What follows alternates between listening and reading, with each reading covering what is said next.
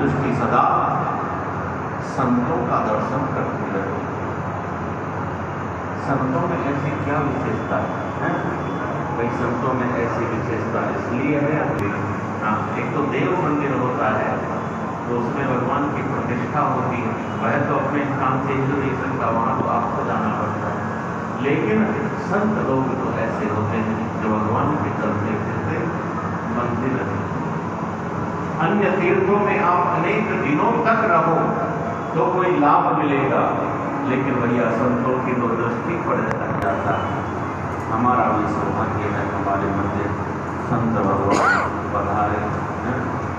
एक तो हमारे पड़ोस के ही करण ग्राम के लक्ष्मी नारायण जी का बड़ा सुंदर मंदिर है, सुंदर उत्सव परंपरा है। और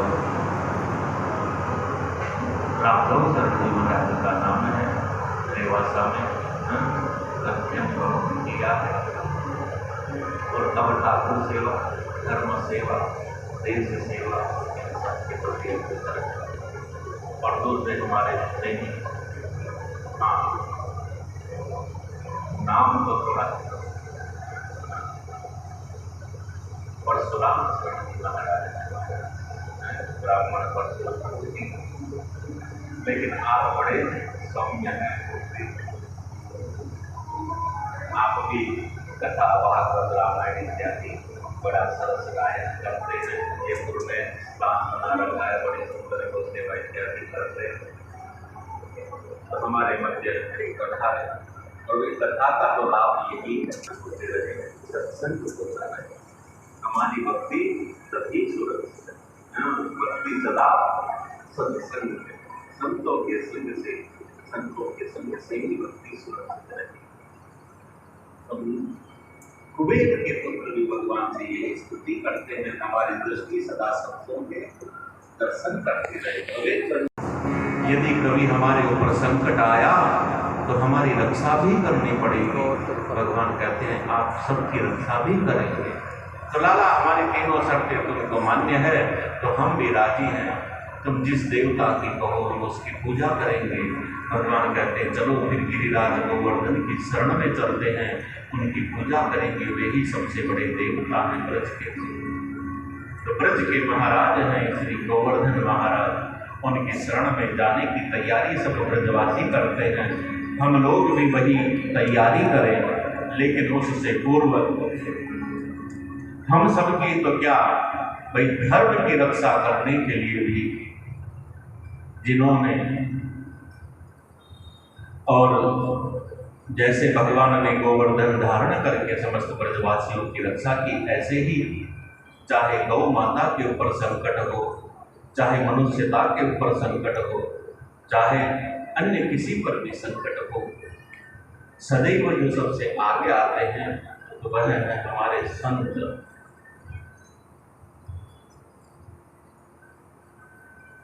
संतों ने ही धर्म के मार्ग को प्रशस्त किया है, सुरक्षित किया है। संत ही अध्यात्म के प्राण हैं। तो हम भी अपने मध्य आए हुए ब्रह्म पीठाधीश्वर जी अनंत श्री विभूषित पूज्यपाद श्री राम रतन देवाचार्य जी महाराज से निवेदन करते हैं, अपने आशीर्वचनात्मक वाणी से हम सब पर आप कृपा करें। और फिर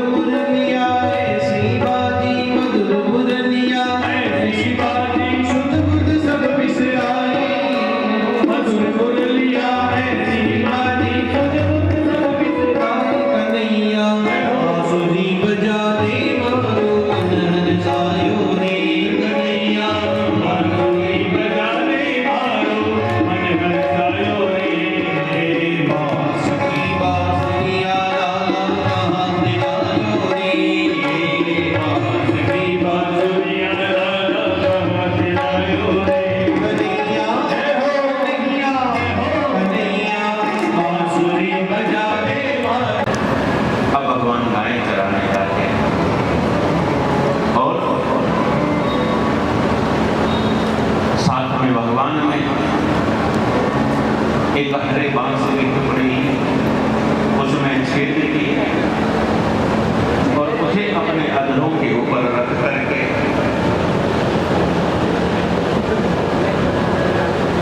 जो स्वयं साक्षात ब्रह्म है एक बांस की बांसुरी अपने अधरों पर रख करके शब्द ब्रह्म का ऐसा माया जाल बिछाया कि समस्त ब्रजवासी, समस्त गाय, समस्त बछड़े भगवान की उस दिव्य बख्शी जिनाद के अंदर मुक्त हो जाते हैं।